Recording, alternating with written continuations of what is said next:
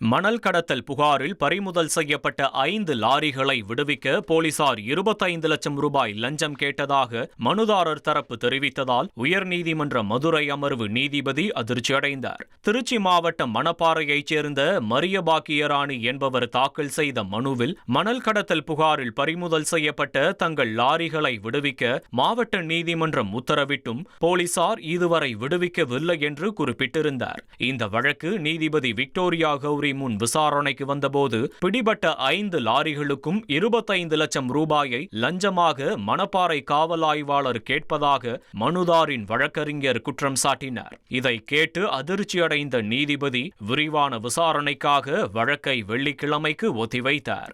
1,26,00,000 மனங்களை வென்ற தந்தி TV YouTube channel. தவிர்க்க முடியாத தம்ப்நெயில்ஸ், கலக்கலான கான்டென்ட்ஸ்.